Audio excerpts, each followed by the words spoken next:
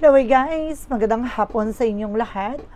This is your guys Mama Sigrid channel, a faithful also matarders. So ngayong hapon na to, bigyan natin sabihin sa inyo ng ating mga gabay. So this is a special gabay for the month of July 11 hanggang July 17 for the sign of Capricorn. So Capri, welcome sa my channel.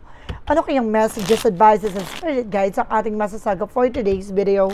Kanina kayang energy or kaganapan sa buhay ng mga Capricorn ng ating mga kagilap. So guys, this reading is a general reading lamang nila at makaka-resonate. Kunin lamang po ang makaka-relate sa inyo. And comment down below kung kaninong energy ang ating nasagap. And of course, don't forget to like and subscribe my channel and hit the notification bell for more videos uploads. Maraming salamat po sa mga walang sawang pag-support sa aking channel, lalo-lalo na ang skip ng ads away pagpalaing kayo ng Diyos at may kapal, siksik-ligdig na gumapaw na biyayang manang balik sa inyo. So let's see guys, what is the messages, advices sa inyo ng ating angel spirit for this sign of Capricorn. So let's see and watch this. Angel spirit, God please give me information po. Ano kayong gusto sabihin sa inyo ng ating mga baraha? So there's a justice, justisya, karma. No?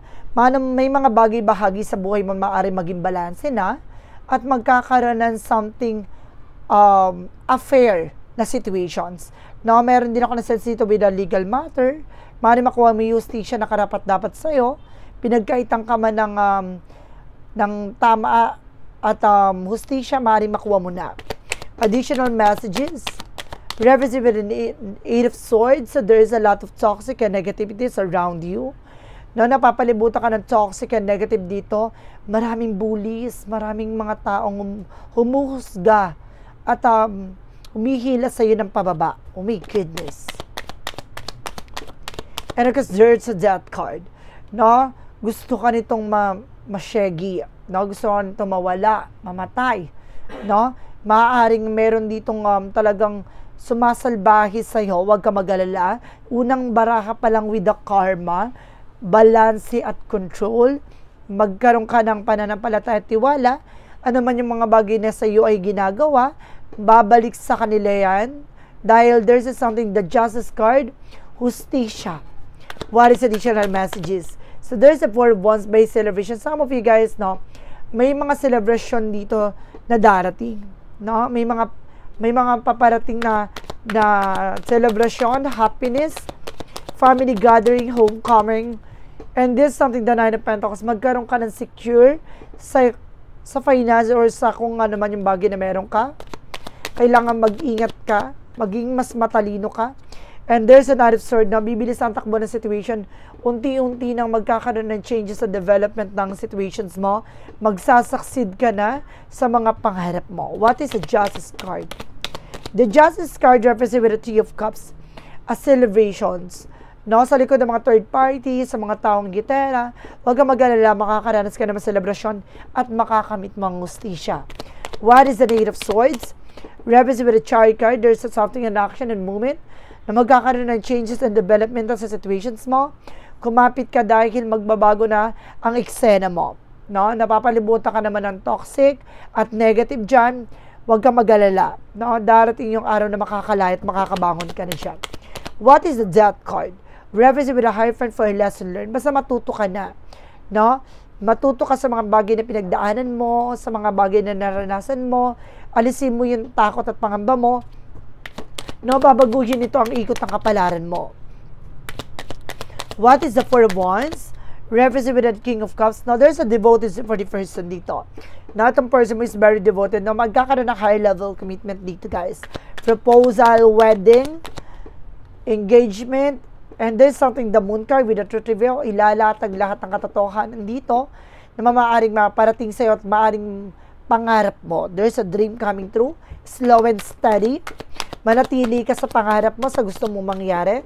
There's a Knight of Swords represent with the Page of Pentacles. Pagdating sa investment, magwawagi ka, na magtatagumpay ka. What is the Justice and the Three of Cups? Represent guys with the Queen of Cups, na magiging balanse ng iyong emosyon, mas magiging matalino ka na pagdating sa nararamdaman mo. What is additional messages? So there's a King of Swords. Puputulin mo na yung mga bagay na hindi na nagsiserve sa'yo. Kikilos, gagalaw ka na, papalayain mo na yung sarili mo mula sa sitwasyon ng punong-puno ng toxic and negative. Punong-puno na mapanghusga, punong-puno na mga inggitera, no? Marami talagang hambog sa paligid mo, no? And because there's a page of sorbing curiosity, so kailangan alamin mo at tuklasin mo yung mga bagay na nangyayari sa'yo at dapat handa kang matuto. No? There's a death card na kailangan mo nang tapusin. Kailangan mo nang alisin ng mga nakaugalian mong inabuso nila. Kailangan mong mabago na, no? Matuto na sa naging leksyon na nakaraan. No, and of course, there's a ton of story with sabotage. Some of you guys na meron talaga sumasabotahe sa'yo, hindi lang tungkol sa finance, kundi tungkol sa love life. No, hindi tungkol sa career lang. Tungkol din sa pag-ibig. And there's an Ace of Pentacles with a big shot and big money coming in. May malaking pera paparating sa'yo at may malaking opportunities na darating pa. No? At matutupad yung mga pangarap mo dito. What is the Page of Pentacles? Of course, the Knight of Swords. Reversing with the Three of Wands. Now, there's a waiting for us with the friendship. Kung may hinihintay ka paper, documents, no, maaring dumating na. No, maaring makamtan mo na. No, bibilis ang takbo ng sitwasyon mo. What is additional messages for the outcome? Represent guys with the Six of Swords with the transition. Unti-unti na magbabago situations mo, positions mo. And of course, there's a Magician for manifestation. Lahat ng bagay na gagawin mo magre-reflect sa'yo. Ibig sabihin, kung hakayaan mo silang abusuhin ka, kung hakayaan mo silang makulong sa sitwasyon na yan, no, mabubulok ka ng ganyan na lang. Kaya kailangan, alam mo sa sarili mo yung grounds mo. Alam mo kung paano mo babaguhin ang ikot ng kapalaran mo. There's a magician that you are also being a creator of your own life. No, ikaw yung gagawa ng iaadya mo. No? And there's a judgment for there's a temperance, There's a temperance with a perfect timing. Ito na yung panahon at pagkakataon. No, para magising ka sa katotohanan, na mag-pay attention ka sa lahat na nangyayari. And there's an Emperor, maging mature ka pagdating sa sarili mo, pagdating sa lahat na nangyayari sa paligid mo, maging mature ka at huwag kang dedepende sa kanila. Magkaroon ka ng sariling disposisyon at desisyon. And of course, there's a Queen of Pentacles, maging mature ka pagdating sa pag-manage ng pera. No, some of you guys, kailangan yung palaguin ito. Mag-isip ka kung paano mo matutupad yung mga pangarap mo. And of course, guys, there is something with Empress card for revert. No, there is a blessing coming in. Na may biyayang paparating, may opportunities na darating. No, ito yung matagal mo nang hinihintay. Bibilis ang takbo ng sitwasyon at bagong eksena. No, at makukuha mo ang hustisyang karapat-dapat sa'yo. Kailangan mo lang mabago itong sarili mo. And of course, magkailangan mo rin mabago itong character development. Kumbaga magkaroon ka ng character development din. No? And of course, wag ka na magpapauto, wag ka na magpapabudol sa mga tao sa paligid mo. Matuto kang tumayo sa sarili mong paa. At of course, at the same time, tumayo sa sarili mong desisyon. No? Wag kang babase sa ibang tao. Matuto kang maniwala at manindigan sa pinangahawakan mo. No, because there's a power of the deck with the Nine of Pentacles. There's a potential for abundance. No, may potential ka para maging masagana. No, wag mong kumbaga ibase yung magiging decision mo sa ibang tao. Kailangan meron kang sariling disposition at sariling decision sa buhay mo. No, magtiwala ka sa sarili mo, sa kakayanan mo, sa kaalaman mo. Huwag kang bumabase sa mga tao na sa paligid mo dahil hihilain ka ng mga tao na yan pababa hanggang sa hindi ka na makabangon. No, maraming mapanghusga, maraming mga inggitera, ambisyosa, pakilamera. Huwag ka nang makisawsaw pa sa kanila. So guys, let's see what is additional messages. Now for finances and career, love life at kalusugan. Let's watch this. Let's see what is additional messages for finances and career.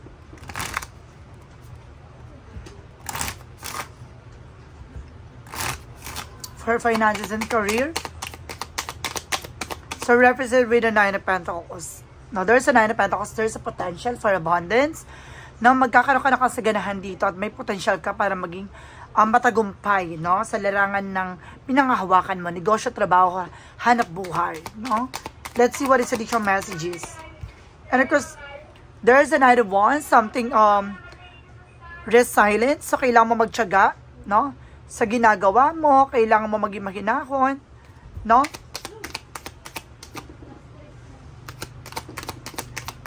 Kailangan mong, magtiyaga sa ginagawa mo. At the same time, kung ano man yung bagay na gusto mo may sa katuparan, kailangan mo munang pagpursigihin mo may sa katuparan nito, magawa ng maayos, no? And of course, there's a Four of Swords, something rest. Nag-overpatig ka rin dito. Na kaya siguro hindi ka makapag-isip ng maayos dahil sa sobrang pagod. Pero kailangan mo lang ng pahinga. No, pahinga lang. Kapag alam mo pagod, ipahinga mo yan. Napakalapit mo na para magtagumpay. And there's a star card represents something healing, recovery, na unti-unti nang gagaling, at makaka-recover ka na sa lahat ng bagay na pinagdaanan mo, at matutupad talaga itong mga pangarap mo. Star, no, healing, and of course, hope, and of course, a wish fulfillment. And of course, this is something is Seven of Swords, with the sneakiness. No, there's a cheating lying on you, no? Marami nagsisinungaling behind your back, kaya kailangan maging aware ka. No, huwag ka masyadong magtitiwala pagdating sa pera. No, pagdating sa business mo, pangalagaan at proteksyonan mo ito. There's a Six of Wands for victory. Magtatagumpay ka talaga. May tagumpay ako na nakikita pagdating sa pagkakaperahan. No, what is the additional messages? Pagdating sa love life.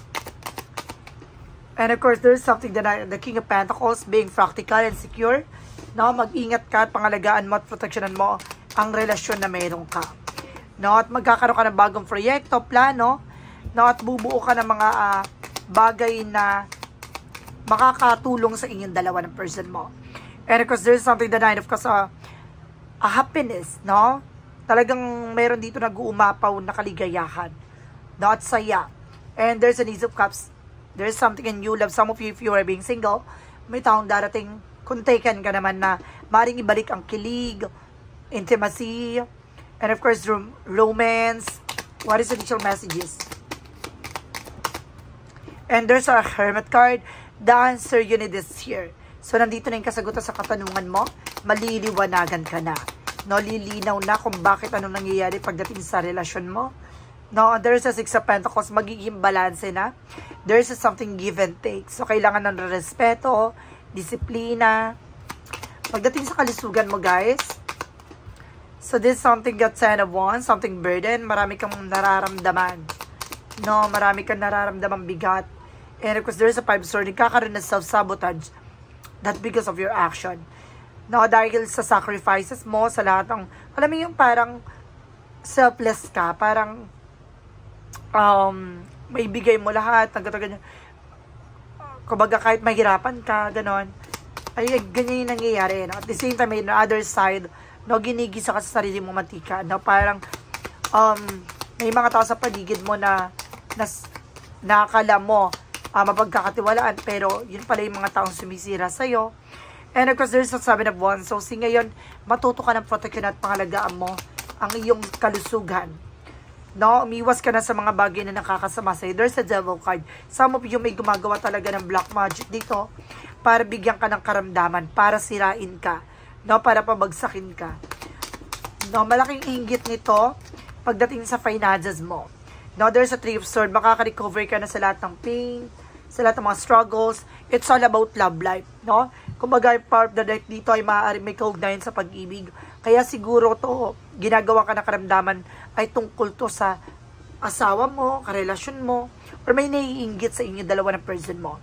So, let's see what is the magical fire messages. Advices and requests. Pick a card, yes or no. Kung bago ka sa channel ko, guys, ang pick a card, yes or no, pwede ka magtanong.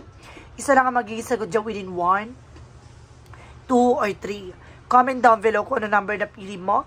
Then, of course, kung may napili ka na, comment down below. Mamaya malalaman mo ang magiging sagot sa tanong mo sa pagkatapos itong reading na to. No, bago matapos itong reading na to, sa dulo ng reading na to, doon mo malalaman lahat ng sagot sa tanong mo. Okay, let's see. Alamin na natin with the magical fire messages. Let's watch this. Okay, with the magical fire messages. With the magical fire messages represent what? So, represent guys with a patientness. So, kailangan mo habaan ng pasensya mo. Matuto kang kumalma. Huwag kang magmamadali. No, hintayin mo yung tamang pagkakataon. There's a holiday. Ngayong holiday, maaaring masagot na lahat ng katanungan mo. And because there's an assertiveness, dapat alam mo sa sarili mo yung grounds mo. No? Kumbaga maniwala ka sa pinaniniwalaan mo, maniwala ka sa sarili mo. Diba? Habang mo yung pasensya mo, kumalma ka, masasagot din at makukuha mo naman yung bagay na ninanais mo. Kailangan mo hintayin yung tamang pagkakataon. What is a yin and yang oracle card? Represent with a masculine. Yung person is very masculine or you na maaring masculine. Now, there's a divine masculine dito, guys. And there's a present and abundance. No, maaring magiging masagana ang pamumuhay mo sa hinaharap. Now, at the same time, mismo ngayon, sa nangyayari ngayon, in the present moment, no, maaring magiging masagana na. And there's an apology, guys. No, some of you guys, mayroon ditong hihingi ng tawad, pero wag kang magtitiwala, no? What is the synchronicities represent what? Synchronicities represent with an Empress card. Revert, disconnect from the world. No, kailangan mo dumistansya sa mga tao sa paligid mo, alagain at mahalin mo yung sarili mo dito. And there's a silence. No, kailangan mo maginti kang bibig, tahimik sa mga plano na gagawin mo. Sa lahat ng bagay na gusto mo may sa katuparan, matupad, maginti kang bibig ka muna for a meantime. What is a romance age for a Mystic Love Oracle deck? Represent guys with a safety comfort. No, kumbaga, safe naman daw at talagang maalaga, no, ang iyong person. And there's something breakup. Meron naman dito naghiwalay at natapos ng ganun-ganun na lang. And there's a crossroad. No, marami man kayo pinagdadaanan, magkaiba man kayo ng pinagdadaanan. Pero at the end of the time, no, parehas kayo ng direksyon na tatahakin. What is an angel's number represent what? What is an angel's number? Represent what? And there's a 0707 with compromise. Self-awareness, forgiveness, professionalism. Let go of what no longer serve you. Now stop holding the grudge to express your emotion and aim towards a compromise where there's a lack of understanding. It's best to just move on. At the truth will set you free. No, ang katotohanan dito, yung magbibigay sa'yo ng kalayaan. No, mag-move on ka na lang, no? Ano man yung mga bagay na alam mo hindi na nakakatulong at hindi na nagsiserve sa'yo, kailangan mo ng pakawalan at bitawan. Diba? Huwag kang kumapit sa isang bagay o sa isang tao na ikaw na lang ang kumakapit. Ikaw na lang yung naniniwala. What is the money move oracle deck? And this is something fast changes. Not take bold step forward. So, unti-unti na magbabago at lahat ng bagay na to ay maaaring bibilis ang takbo ng sitwasyon mo. No, kung marunong kang i-surrender lahat ng bagay na to, na wag mong kontrolin o wag mong ipilit yung isang bagay na alam mong hindi na pwede. What lies beneath with the hidden future? Ano yung mga bagay na nakatago sa hinaharap mo? Represent guys with a pregnancy test. Now, meron ditong unsure, pero hindi ka pa sigurado, no? Kung yung pregnancy na to ay maaaring positive or negative. Nagkakaroon ka na ng, kumbaga, ano to? Problema. No? Naguguluhan ka na. There's a clarifying for a love situation. For clarifying for a love situation, represent what?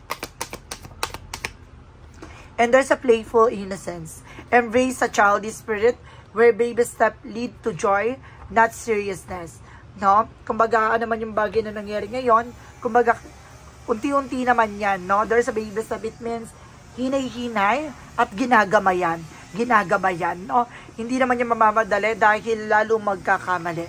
Shadow work represent what? From the shadow work represent what?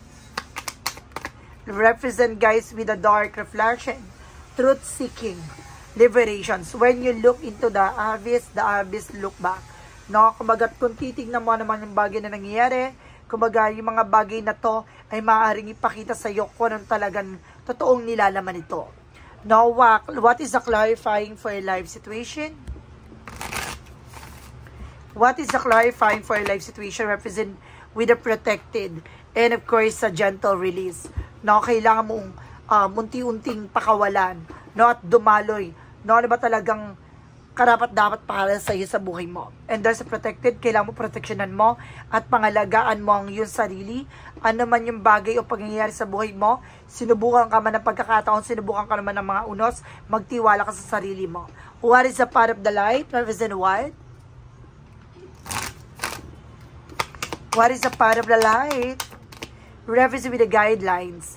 Now it's time to uncertainty. I turn to God for a guidance.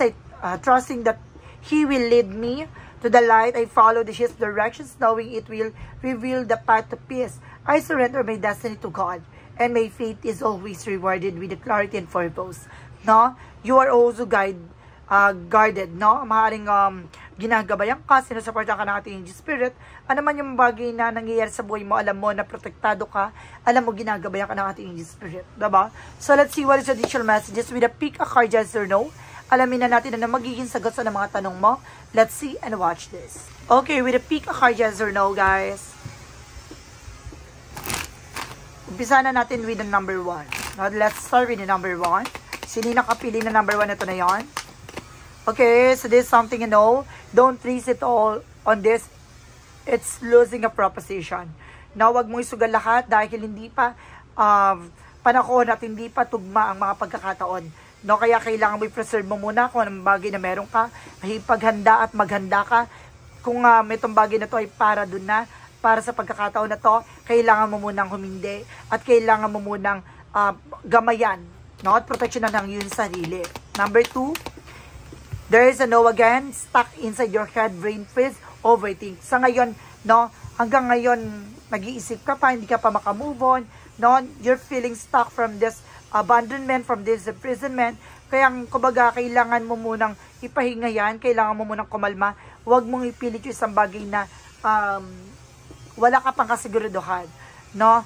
Hindi mo pa sa ngayon makukuha yung bagay na yan, kailangan mo munang kumbaga kumalma, no? At antayin na dumating yung pagkakataon na para sa iyo na. Now, number 3, there is a yes, embrace new opportunities, a fresh day begin. So, kumbaga tanggapin mo ang bagong oportunidad dahil magsisimula na ang panibagong eksena sa buhay mo. There is a yes. So guys, this is a special gabay for the month of July 11 hanggang July 17 for the sign of Capricorn. So Capri, maraming salamat po for this wonderful reading. So once again, this reading is a general reading naman nila at makaka-resonate. Kunin lamang po makaka-relate sa inyo. And comment down below kung kaninong energy ang ating nasa coverage. Don't forget to like and subscribe my channel. And hit the bell for more videos, updates. Maraming salamat po sa mga walang sawang pag-support sa aking channel. Lalo-lalo na ang skip ng adsaway pagpalain kayo ng Diyos at may kapal sikdigdig na gumapo na biyayang manang balik sa inyo. Maraming salamat po in see the next video. Bye-bye and babush.